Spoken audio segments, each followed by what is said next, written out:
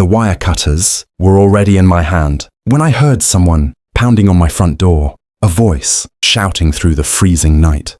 My power is out. It was Margit Voss, standing on my porch, wrapped in a bathrobe, her breath turning to white clouds in the bitter air. It was 11 degrees outside, the coldest night Thornfield Close had seen in 6 years. She demanded to know why her furnace had stopped working. I didn't answer. Not right away. I simply looked at her and thought about the last 11 months. 11 months. It had taken me to prove something she never believed. The electricity keeping her warm every night was never hers. It belonged to me. It always had. And in just a few more minutes, when the backup generator she didn't even know existed finally shut down, she was about to understand exactly what it feels like to lose something you assumed would always be there. If you're listening tonight, tell me something. How cold is it? Where you are? Leave the temperature in the comments, because where this story goes, warmth becomes the entire battle. And if you've ever had a neighbor who confused entitlement with ownership, stay with me, because this one doesn't end the way anyone expected. My name is Daniel Marek. 2 years ago, I lived a quiet life. I was an electrical systems engineer. I had a home I built with my own hands and a wife named Elena. She filled that house with more laughter, more light than any electrical circuit I ever designed. Before I tell you what happened, I need you to understand who I was, because I wasn't always the man standing on a porch holding wire cutters. For most of my life, I was the man who apologized when someone else bumped into me. Elena loved teasing me about it. She used to laugh and say, "Daniel, you could get robbed," and still ask the thief if he needed directions home. She wasn't wrong. For 14 years, I designed power distribution systems. Precision mattered. Patience mattered. Keeping calm solved more problems than shouting ever could. That mindset followed me home. Every disagreement, every difficult neighbor, every rude stranger, I absorbed it. I let it go, because for a long time, that was easier, and easier was enough. Then Eleanor got sick. At first, it seemed small.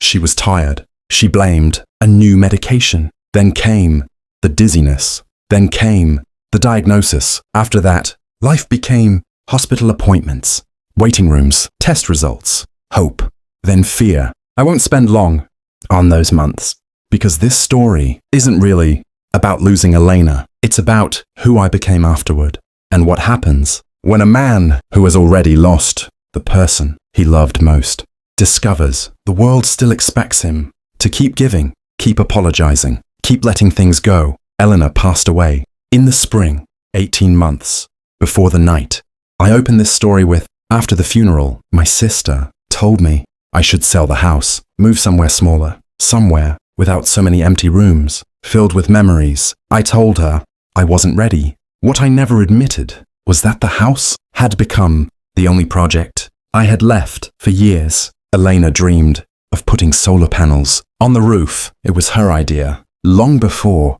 anyone else on our street thought about renewable energy. She always said, think of it as leaving a little less mess behind. 6 months after she was gone, I finally did it.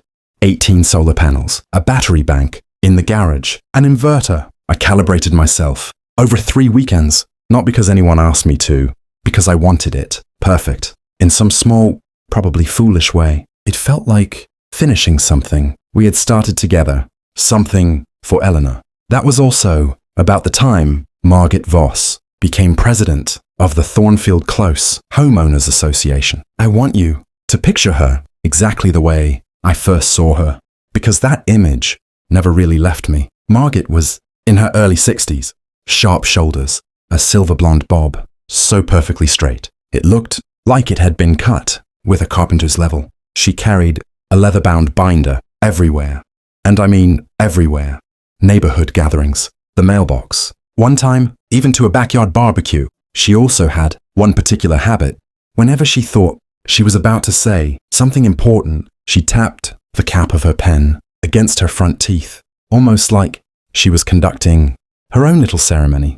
She had moved into the largest house on Thornfield Close, a converted farmhouse, too many gables, a driveway big enough for 4 cars, though I only ever saw 2 parked there. Within a year, she had secured a seat on the HOA board within another 6 months. She pushed out the previous president, a gentle retired school teacher named Horst. Horst had run the Homeowners Association for nearly a decade, and somehow no one had ever complained.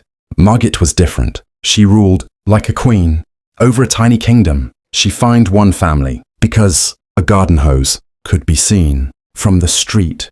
She issued a formal warning to an elderly widower because his hedge was, in her words, asymmetrically maintained. Then she discovered my solar panels less than a week after the installers left. She appeared at my front door. I opened it.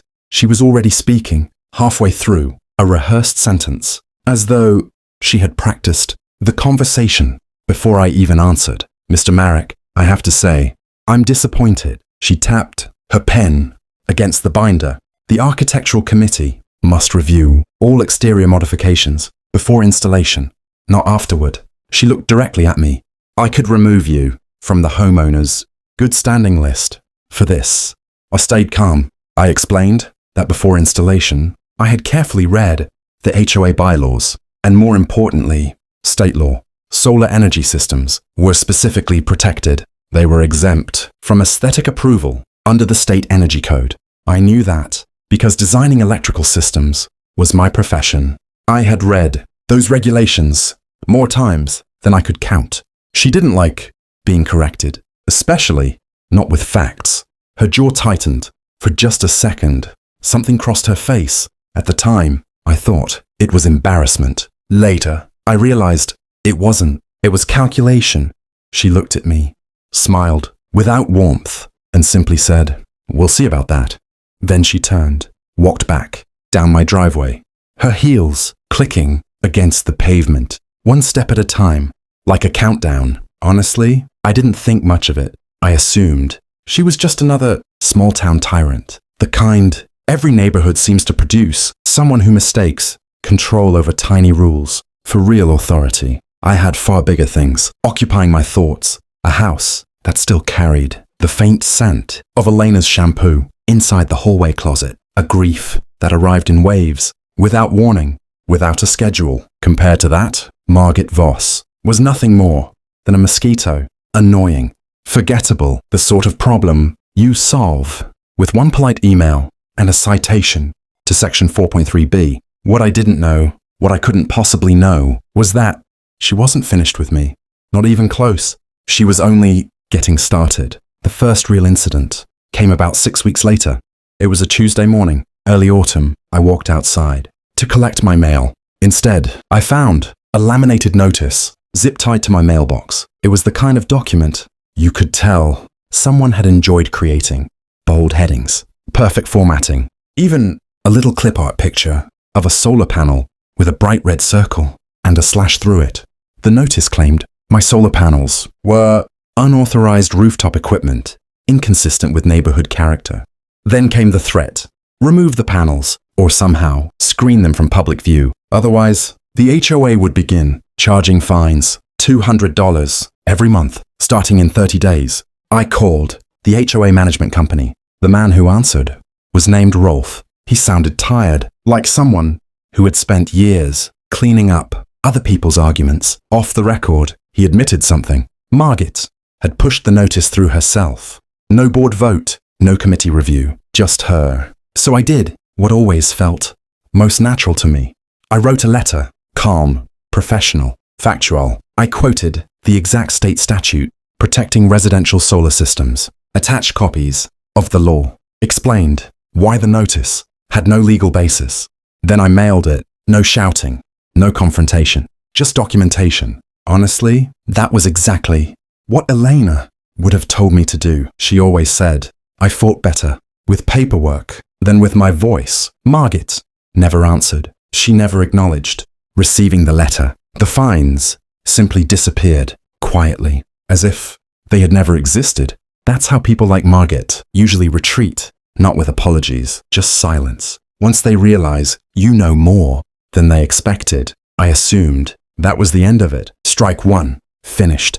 Life settled down again. Work, home, evenings, the quiet hum of the solar panels, turning sunlight into electricity, into something Elena and I had dreamed about together. I honestly believed Margaret had found someone else to bother. She hadn't. She had simply become quieter. The second incident arrived in November, and somehow it was worse. Not because of what she did, but because of how carefully she did it. I hired a contractor named Petar Dolinsky. His job was simple. Check the panel mounts, tighten a few brackets, inspect the conduit running into the attic. Routine maintenance, nothing more. Petar was the kind of tradesman everyone hopes to find. Reliable, honest, always on time. He spent about 2 hours on my roof. What I didn't know, what I wouldn't discover for months, was that Margaret walked directly onto my property, straight up to the ladder, as though she owned the air above my house. She started talking to Petar about neighborhood standards, about appearances, about how much easier future work would be for a contractor who cooperated with the HOA. She hinted that if certain small modifications were made, life would be much simpler. I didn't learn any of that until much later. At the time, I noticed only one thing. My electric bill. It was almost $40 higher than it should have been. That didn't make sense. Not even a little. My solar production logs showed the exact opposite. The system had generated more electricity than the previous month, not less. I remember standing alone in my kitchen, utility bill in one hand, my laptop displaying production data in the other, looking back and forth again and again, feeling that strange sensation every engineer knows, the moment when two numbers that absolutely should agree simply don't. And somewhere deep inside, a quiet voice started whispering, "Something isn't right." I brought it up at the next HOA meeting, not because I was accusing anyone. Honestly, I was still trying to be a good neighbor. The meeting had about a dozen residents. I asked a simple question. Had anyone done work near the utility easement behind my property? I mentioned the fresh disturbance in the mulch near my meter box. Margaret looked at me. For a long moment, she tapped her pen against her front teeth. Then she smiled, a small, tight smile. Looking back, that was the first time I ever saw who she really was. "I have no idea what you're talking about, Mr. Marek," she shrugged.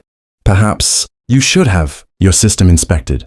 Then she added, almost too quickly, "Sometimes these things simply malfunction." It was one word, malfunction, but something about it didn't feel right. It came too fast, too practiced, like she had already rehearsed the answer. On the drive home, that single word stayed with me. If you've ever played music, you know the feeling. One note, slightly flat. Everyone else thinks it sounds fine, but you know, something is wrong. I still had no proof, only a feeling. And in my profession, feelings usually mean a system somewhere is lying to you.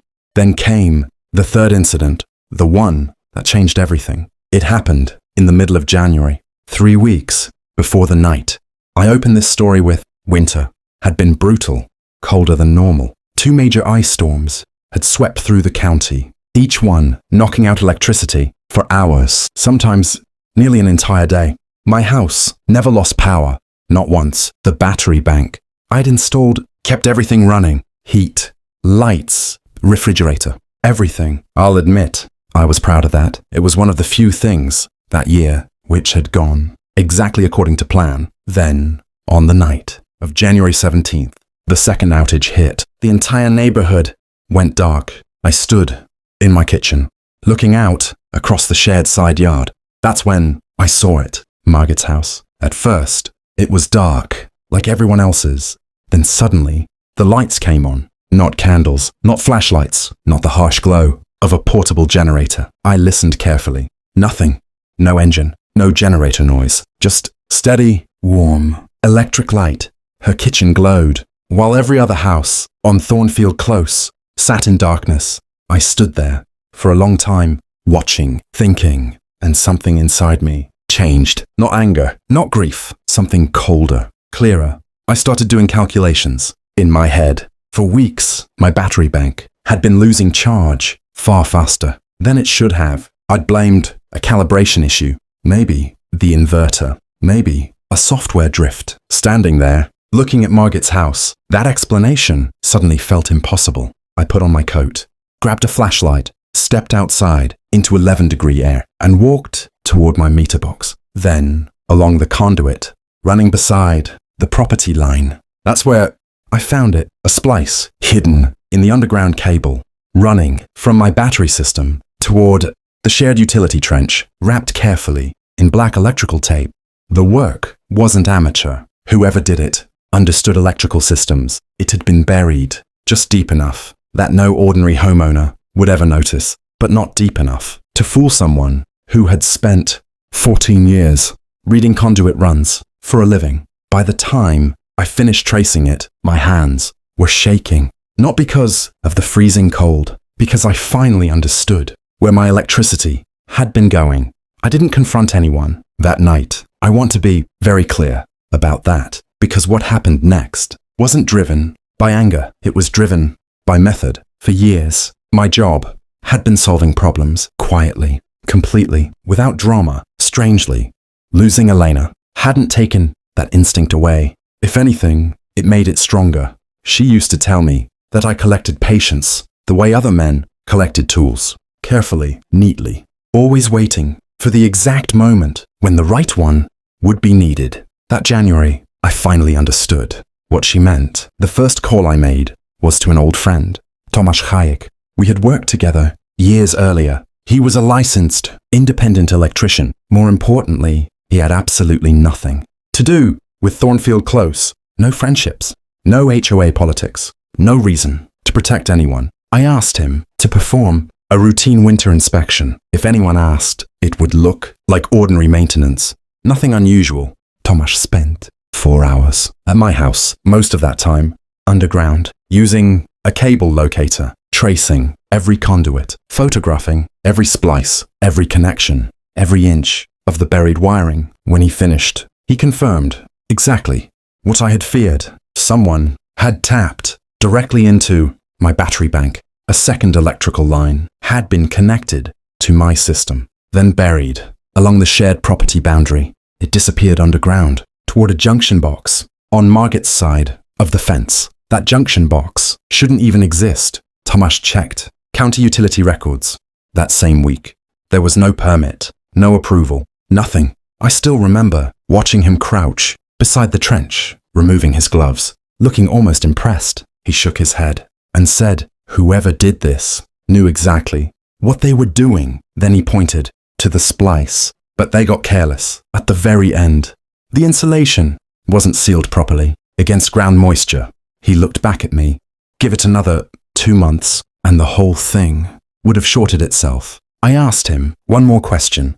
How long has it been there? He examined the exposed copper, looked at the oxidation, thought for a moment, then answered, about 4 months. 4 months, exactly. Around the time Petar had worked on my roof. Suddenly, everything fit together.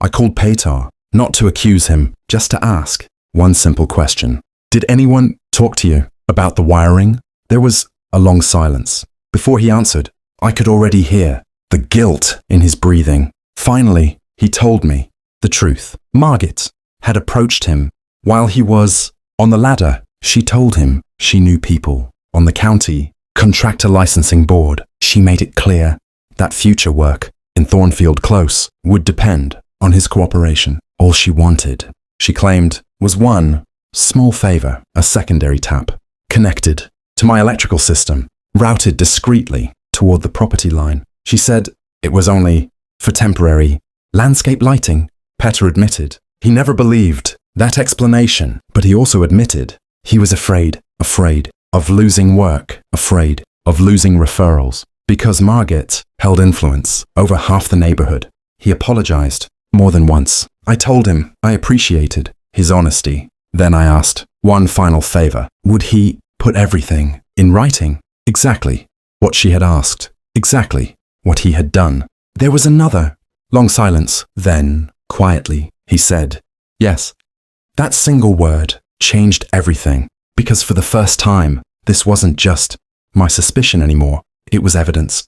Petar and I met the following evening, not in the neighborhood, not anywhere, near Thornfield Close. We chose a small diner. Off the highway, somewhere, no one was likely to recognize us. He arrived, carrying a folder. Inside were his invoice records, the paperwork from that November job. He slid them across the table, carefully, almost reluctantly, like touching them made him uncomfortable. The records showed extra hours. He had worked, but never billed me for. I looked up. He nodded. Those missing hours hadn't been spent repairing my panel brackets. They had been spent running conduit toward Margaret's property. He stared into his coffee, stirring it without ever taking a sip. Then he quietly said, I kept telling myself it was landscaping lighting. He paused. But landscaping lighting doesn't need 8-gauge wire buried 3 feet underground. I asked him the obvious question. Why didn't you just refuse? His answer changed how I saw him. He told me Margaret had repeatedly claimed she controlled a private homeowners contractor referral network. According to her, half the small contractors in the county got their work through her recommendations. Cross her, lose the referrals, lose the jobs. Maybe that network never actually existed. Maybe it did. In the end, it didn't matter because Peta believed it. Fear doesn't have to be real to control someone. It's like hidden wiring, buried underground, invisible, powerful, and almost impossible to trace until someone starts digging. By the end of that dinner, Peta did something that took courage. He wrote out everything in his own handwriting, every conversation, every instruction, every detail. Then he dated it, signed it right there across the table. For the first time since finding the illegal splice, I had something stronger than suspicion. I had testimony. Over the next 2 weeks, I built my file the same way I had built engineering proposals for major clients, methodically, carefully, with redundancy. No single document would have to carry the entire case. Everything would support everything else. First, Tomash's inspection report, complete with photographs, the illegal splice, the buried conduit, the unpermitted junction box. Then Peta's signed statement, explaining exactly how Margaret had approached him, exactly what she asked him to do next. My own system logs, 5 months of production data, 5 months of household consumption. The numbers showed the same mystery again and again. My solar panels generated far more electricity than my home ever used. Yet somehow, power kept disappearing. Then I compared those figures with local weather records. Something stood out immediately. Every major dip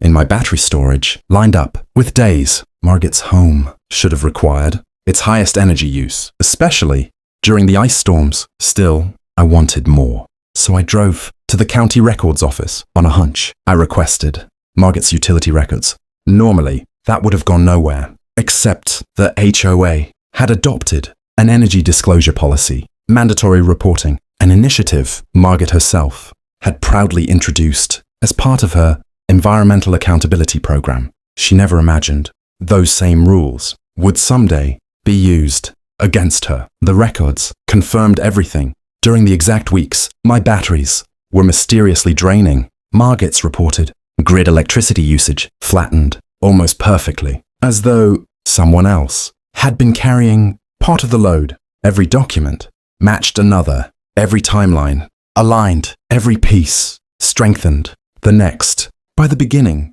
of February, I wasn't carrying a theory anymore. I wasn't carrying a suspicion. I was carrying a case. The turning point came on a Thursday evening. I was standing alone in my garage, looking at the folder. By then, it had grown thick. Every section clearly labeled, every document exactly where it belonged. I'd built that file the same way an engineer builds a load-bearing structure. Every piece supported the next. Nothing stood alone. As I looked at it, I realized something. I no longer felt like a wronged neighbor. I felt like a man, executing a plan. Something inside me that had been silent for more than a year finally clicked back into place. Not since standing beside Elena's hospital bed, feeling completely helpless, had I experienced that sense of purpose. I wasn't going to stand at the fence, shouting at Margaret Voss. That wasn't who I was. Instead, I was going to do what I'd always done best, design a solution, and let the consequences of her own greed do the talking. The plan was remarkably simple, and in engineering, simple usually means reliable. As the licensed owner of the solar system, I had every legal right to disconnect, inspect, or secure my own equipment anytime, without notice, without permission.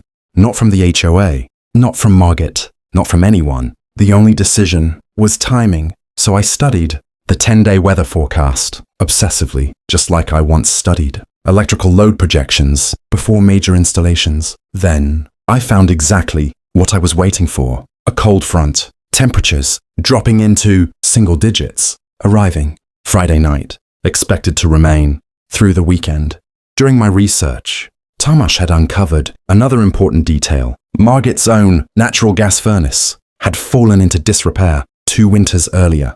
She'd never repaired it. Instead, she'd quietly switched to electric heating. That meant whatever electricity she'd been stealing from my battery bank wasn't simply a convenience during a hard freeze. It was essential. I wasn't planning to punish her. I was reclaiming what belonged to me, but I also knew the timing would force reality onto her doorstep.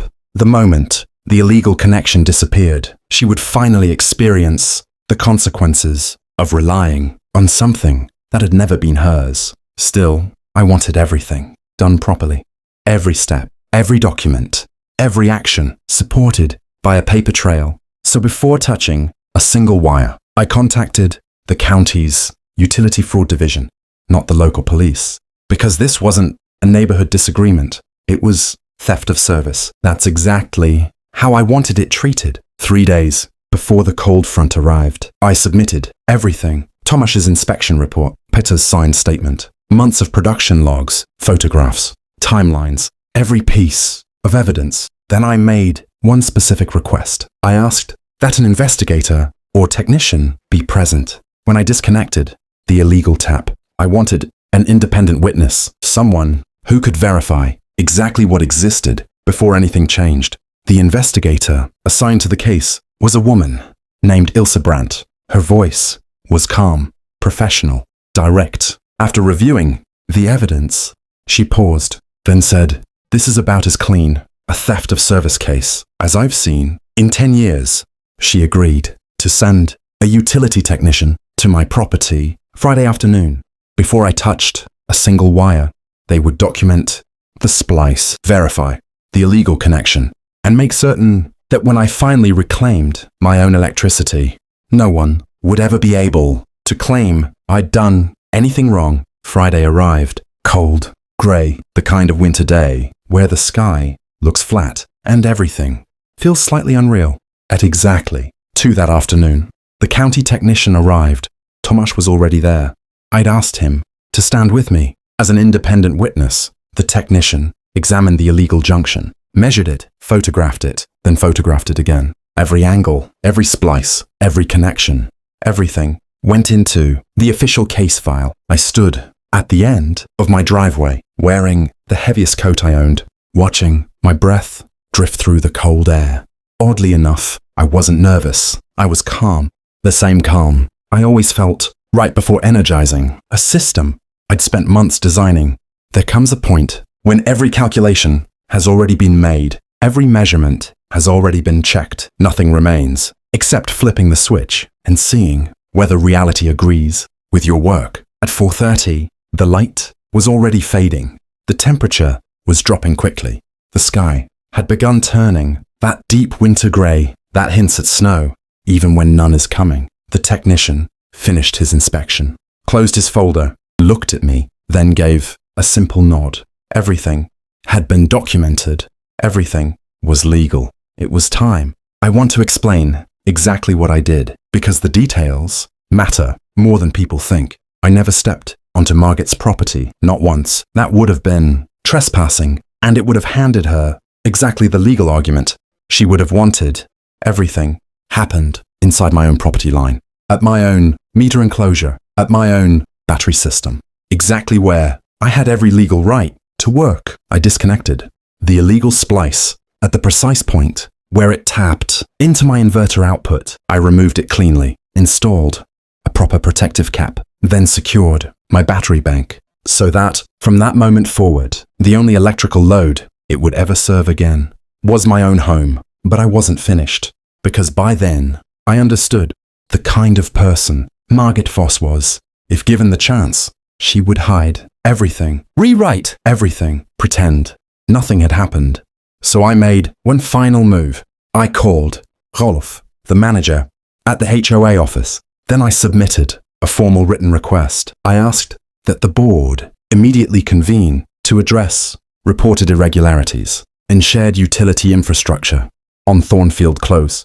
I sent it, time-stamped, copied to 3 additional board members.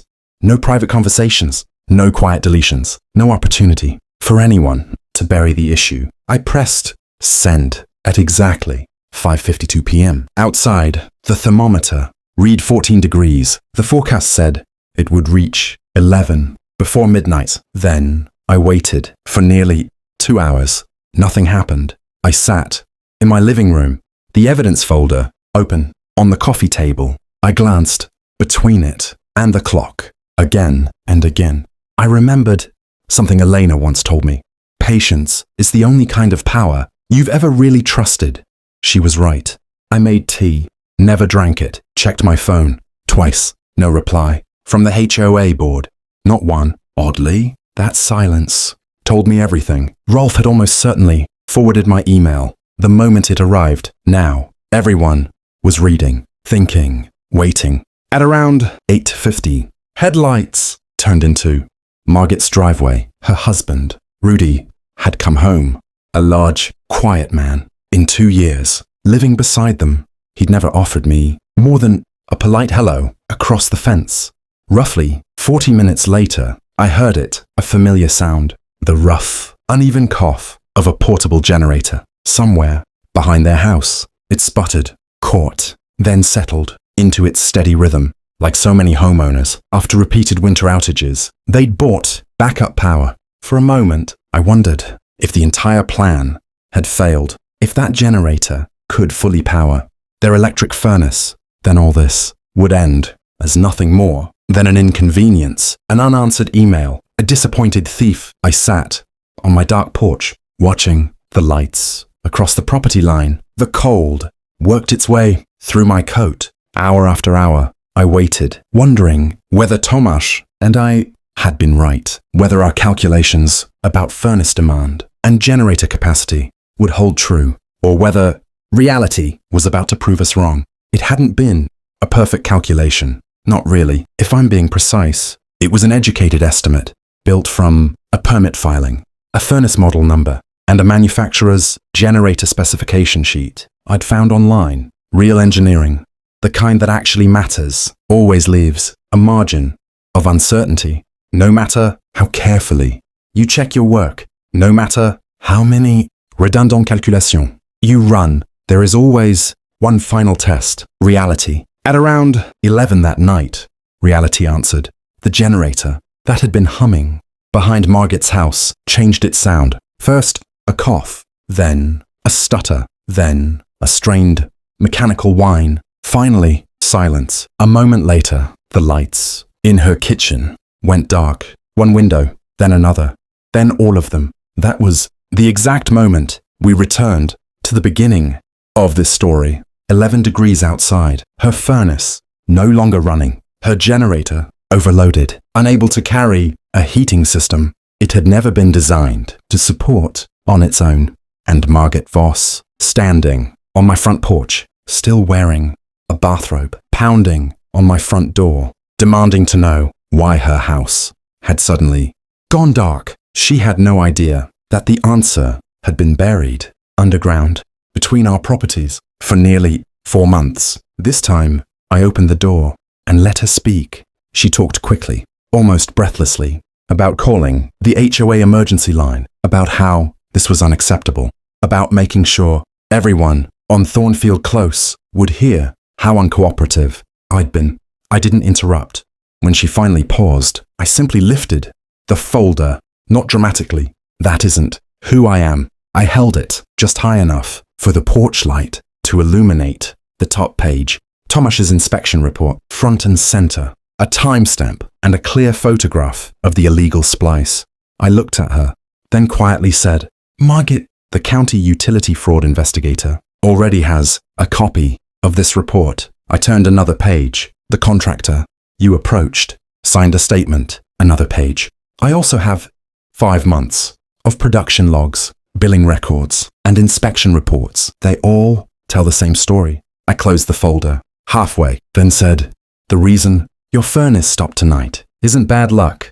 It's because I disconnected the wire that had been stealing electricity from my system, and your generator was never designed to carry the load you've been taking since summer." I watched something change in her face. The anger disappeared first, then the certainty, then the confidence. All that remained was panic. The quiet panic of someone discovering that the ground they've trusted for months never really existed. She opened her mouth, tried to explain, said something about a misunderstanding, mentioned landscaping lighting. The exact same story Petar told me she'd given him. I didn't argue. I simply closed the folder, looked at her, and said, "Investigator Brandt already has everything. My attorney will also be sending you a formal invoice for 5 months of stolen electricity, and for the damage your illegal connection caused to my battery system."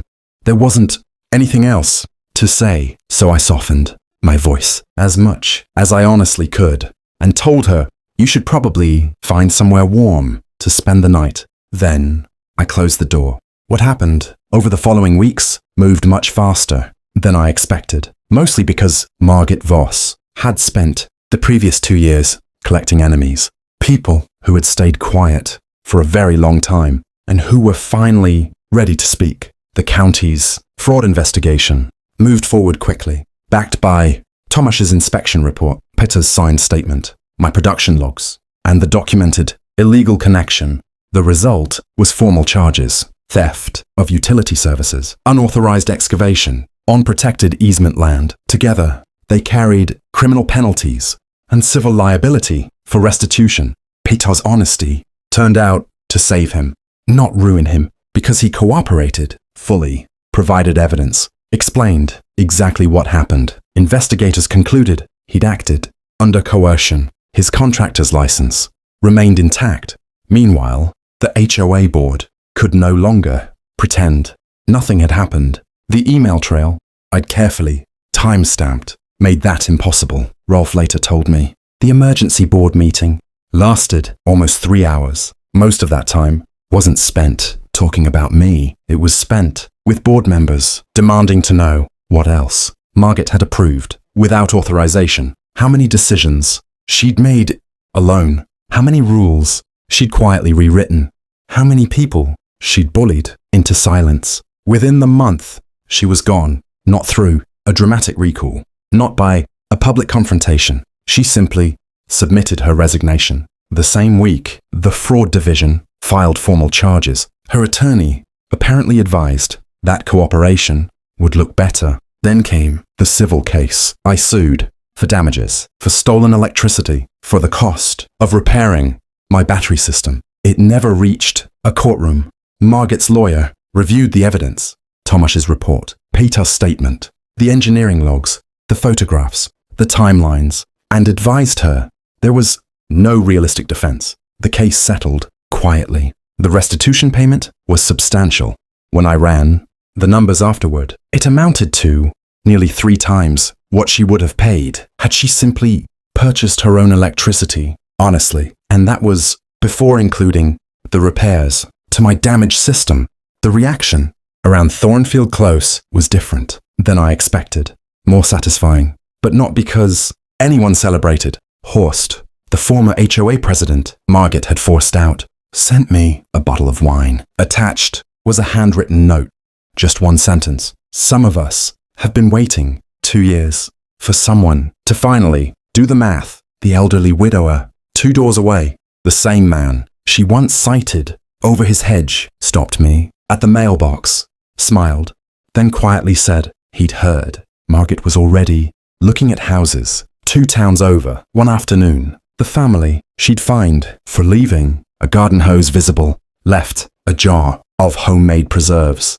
On my front step, there was no signature. None was needed. Everyone already knew what it meant. No one held a celebration.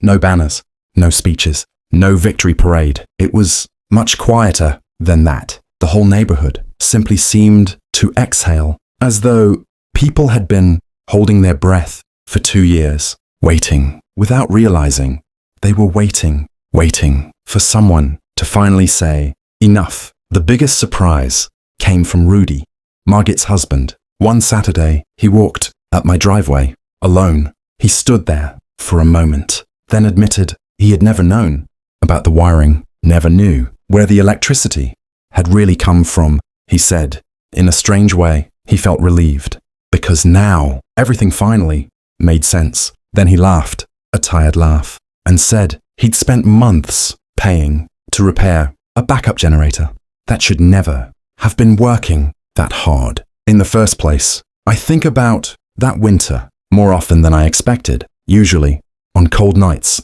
when I check my battery levels. Not because I have to, just because the habit never left. What I learned from everything that happened wasn't really about solar panels or electricity or even Margit Voss, though she certainly earned every consequence that found her. What it was really about was patience. The dangerous assumption that someone else's patience is something you can keep spending without ever paying it back. Margit believed my politeness meant I'd never inspect the wiring. She believed my grief made me an easy target, a man too exhausted, too broken, too distracted to notice a wire buried beneath frozen ground. She was wrong on every count, and the lesson that stayed with me longest was this: the people who take the most from you usually aren't relying on strength. They're relying on your silence.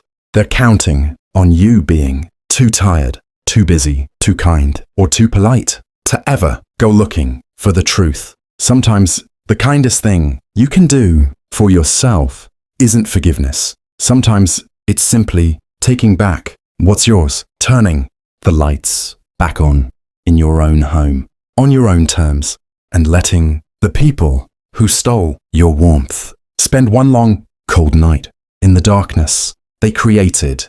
So let me ask you, have you ever had a neighbor who mistook your quiet for permission? If you have, tell me in the comments. I'd genuinely like to hear how you finally drew your own line. I read every single story, and many of them are the reason I keep sharing mine.